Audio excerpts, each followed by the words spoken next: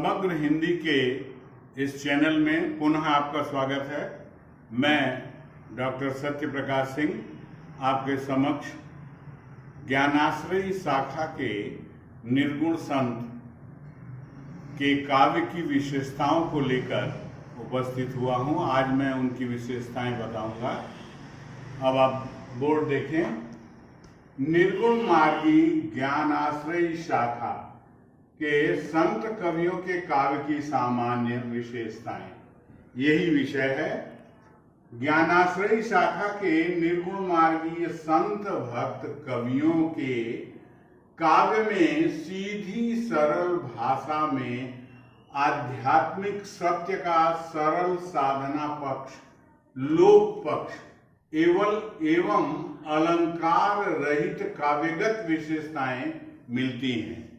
इन्होंने सीधी सादी भाषा में अपना उपदेश दिया है और वह उपदेश ही उनकी विशेषताओं का कारण है। इस शाखा के कवियों में कबीर, नानक, दादू, रैदास, मलुकदास मुख्य हैं। इनमें भी कबीरदास सर्वप्रमुख हैं। कबीर की रचनाओं का संकलन बीजक में हुआ है। भावगत एवं कलागत विशेषताएं निम्नवत हैं। पहला है निर्गुण ब्रह्म में आस्था। इनकी सर्वप्रमुख जो विशेषता है वह सगुणात्मक परमेश्वर की, परमात्मा का भजन कीर्तन नहीं है, वरन निर्गुण ब्रह्म का भजन कीर्तन है। संतों का निर्गुण ब्रह्म रूप रेख अजन्मा, गुण रहित, निर्विकार है, सुगंध से भी पतला है और संसार के कण कण में विद्यमान है। घट घट व्यापी निर्गुण ब्रह्म की स्थापना और सगुण ब्रह्म का खंडन का स्वर संतों के काव्य में स्थान स्थान पर मिलता है। एक उदाहरण दे दिया है, हालांकि उदाहरण तो बहुत आपको मिलते भी होंगे। निर्गुण राम जपौरे भाई, अविगत की गति लखी न जाई। दूसरा, एकेश्वर बात की प्रतिष्ठा। घट घट व्यापी ब्रह्म एक ही है। ब्रह्म और जीव के बीच माया के भ्रम के कारण अलग अलग उसे मान लिया जाता है। भ्रम के समाप्त होते ही जीवात्मा परमात्मा एक हो जाते हैं, अद्वैत हो जाते हैं। जल में कुंभ, कुंभ में जल है बाहर, भीतर बाहर पानी, फूटा कुंभ जल जल ही समाना, यह तत्कथो ज्ञानी। शंकर का अद्वैतवाद भी यही कहता है कि आत्मा परमात्मा में विलीन हो जाती है, अर्थात आत्मा परमात्मा का अंश है, दोनों एक ही है, अद्वैत है। उसी से संतों का काव्य, उनका उपदेश भी मिलता जुलता है।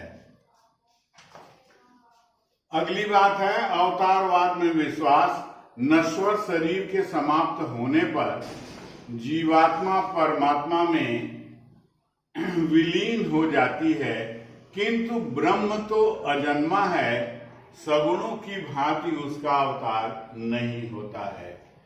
यहाँ कथन का तात्पर्य यह है कि जो संतों के काव्य में ब्रह्म का उल्लेख हुआ है उसका अवतार नहीं होता है, वह शून्य है, वह निराकार है, गुण रहित है, इसलिए उसका जन्म नहीं होता है। जैसे सगुण भक्तों में, वैष्णव धर्म में या सगुण भक्तों में विष्णु का अवतार राम को मानते हैं और विष्णु का अवतार पुनः कृष्ण को मानते हैं, लेकिन ऐसा संतों में नहीं है, क्योंकि उनका ब्रह्म गुणों से रहित है, अर्थात उसमें कोई गुण नहीं है, कोई रेख रूप भी उसका नहीं है।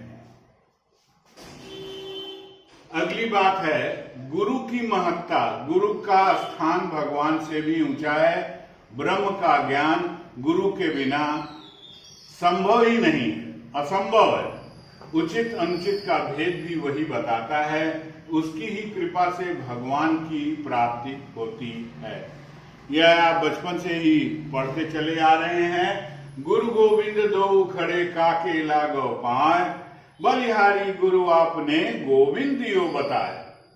अगली बात है ज्ञान और भक्ति का समन्वय। निर्गुण निराकार ब्रह्म की उपासना करते हुए भी संतों ने प्रेमजन्य भक्ति पर विशेष बल दिया है। रहस्यमय परमात्मा को जानने के लिए एकाग्र भाव एवं प्रेम भाव से भक्ति करते हुए नाम जप करने का उपदेश दिया है। इस प्रकार ज्ञानात्मक रहस्य एवं प्रेमात्मक भक्ति भाव का समन्वय इन्होंने किया है। इसीलिए लिखा है ढाई आखर प्रेम का पढ़े सो पंडित हो। अगला बिंदु है आत्मा स्त्री रूप है और ब्रह्म पुरुष रूप है। संतों ने भारतीय परंपरा के अनुसार ही ब्रह्म को पुरुष रूप और जीवात्मा अर्थात अपने को स्त्री रूप माना है।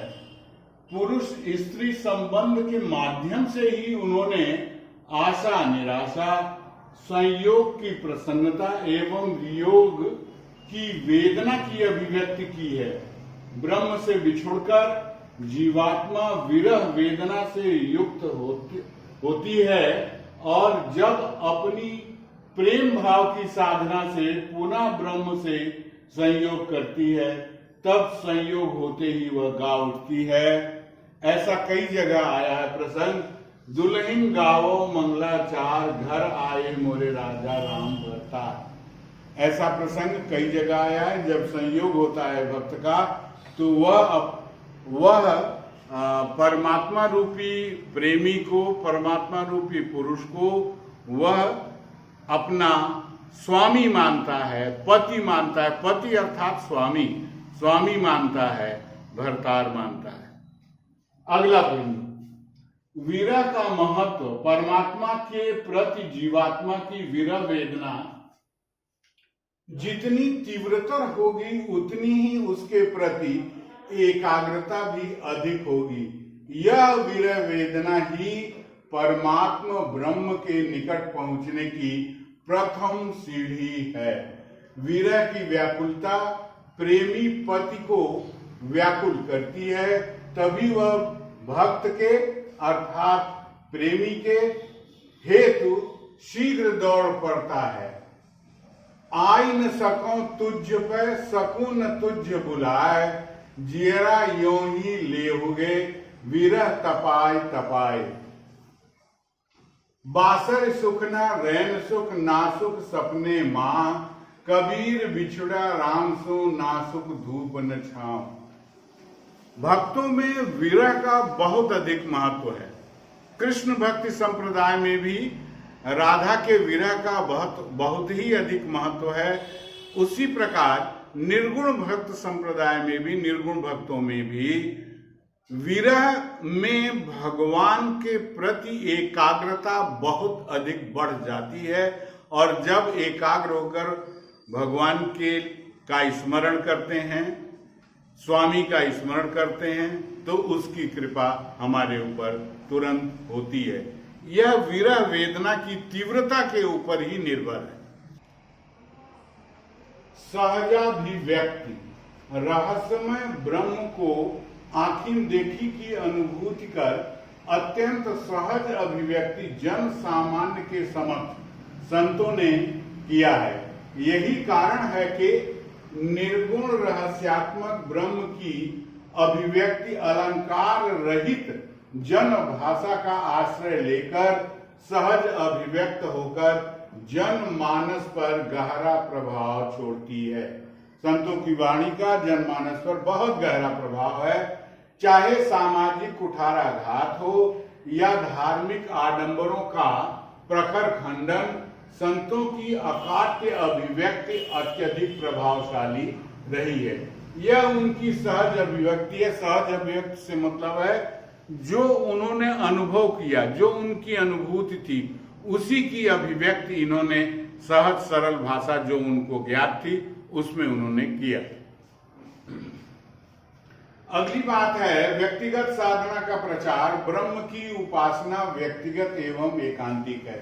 यह साफ है इसका घट घट व्याप्त ब्रह्म को ज्ञानात्मक योग हठ योग के द्वारा पहचानो और उसकी एकाग्र भाव से साधना करो, तभी वह प्राप्त होगा।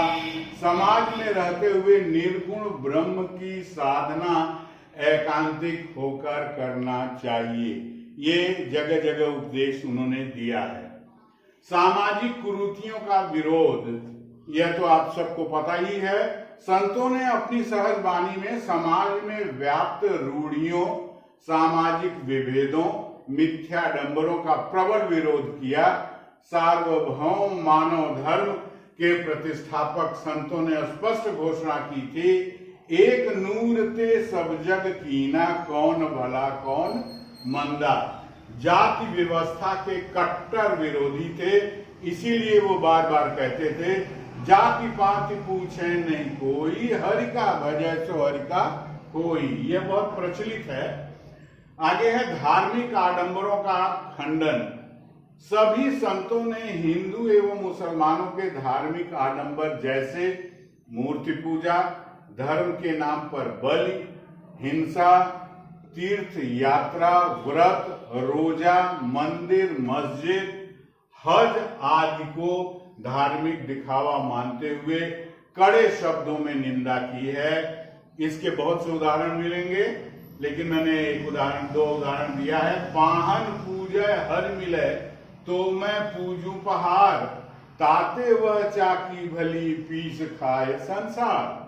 काकर पाथर जोड़ के मस्जिद लई बनाए, तापर मुल्ला बांग दे क्या बहरा हुआ खुदाए। अगली बात है भजन एवं नाम स्मरण का महत्व। राम जपने का संदेश लगभग सभी संतों ने दिया है। यहाँ यह बात समझना है कि लेकिन इनके राम दशरथ के पुत्र नहीं हैं, वह तो निर्गुण ब्रह्म है।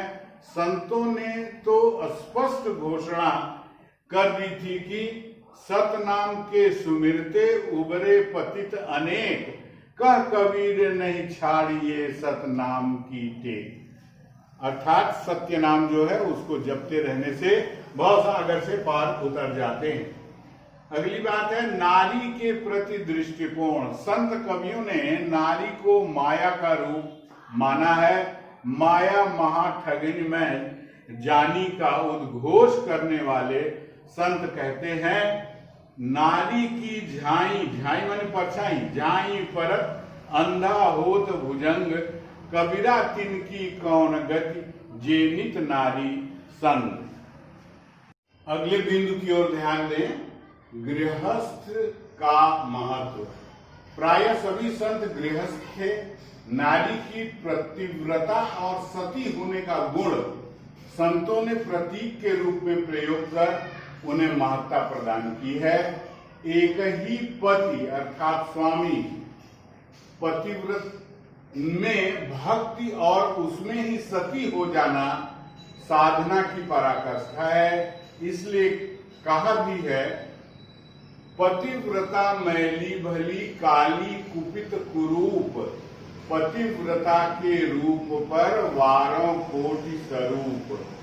अगला बिंदु है साधना की गूढ़ शब्दावली का प्रयोग। साधना की गूढ़ शब्दावलियों का प्रयोग किया है। आगे देखिए, संतों ने साधना की गूढ़ शब्दावली का बहुत अधिक प्रयोग किया है।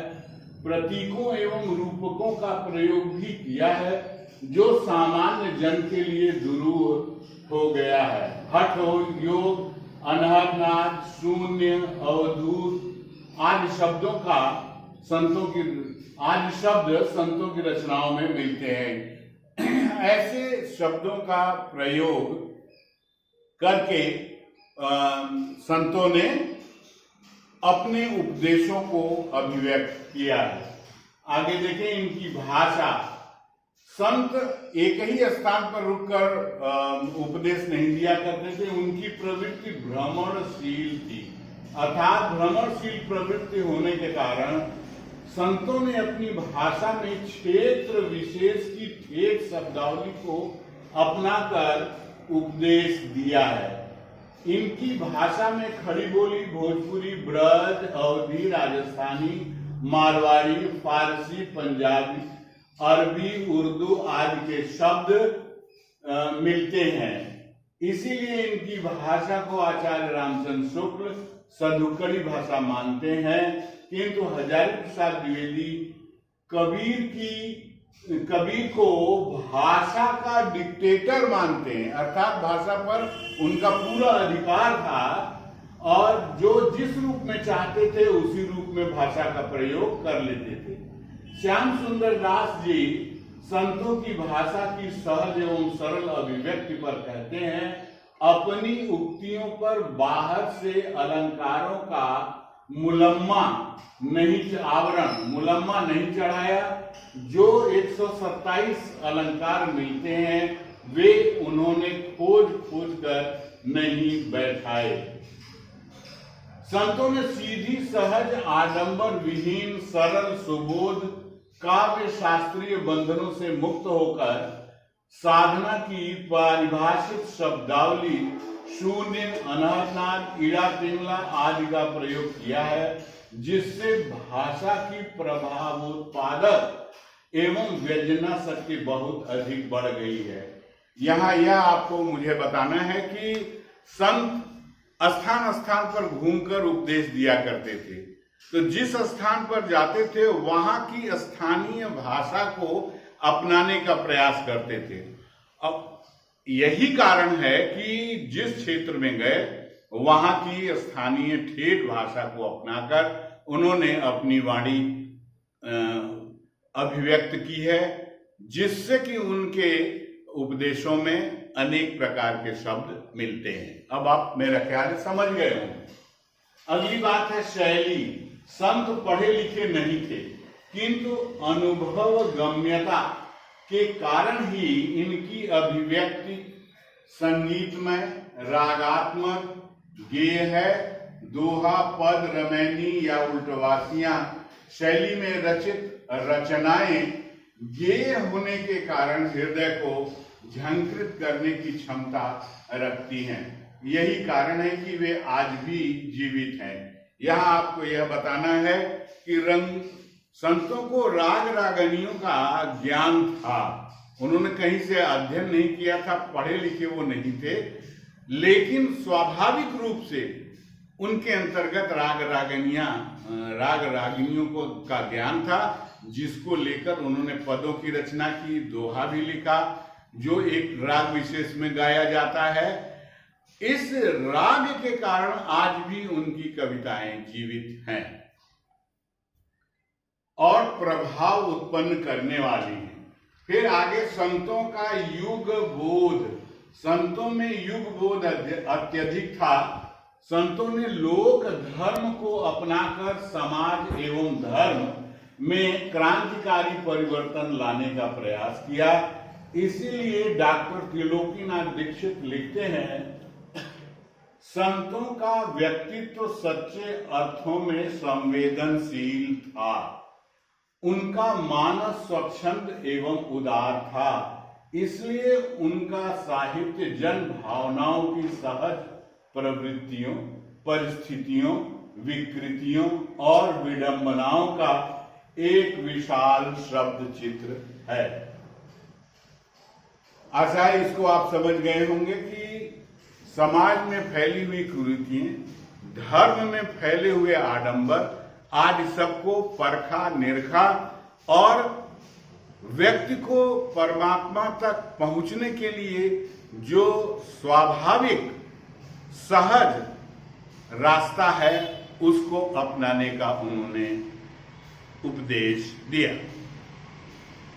अंतिम है उनका महत्व क्या है?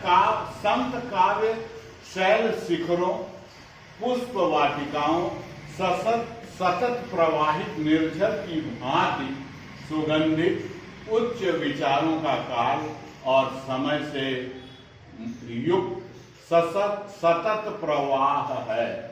समय से युक्त सतत प्रवाह है। हिंदू मुसलमान की संस्कृतियों से संघर्ष करते हुए समन्वय, समाज सुधार एवं पवित्र जीवन शैली का स्रोत है। यही कारण है कि आज भी संतों की उक्तियां सजीव हैं, आज भी वे प्रासंगिक। पुनः आपसे यह निवेदन है कि जहां कहीं भी आपको शंका हो उसके समाधान के लिए आप कमेंट बॉक्स में लिखें, मैं तुरंत समाधान कर दूंगा।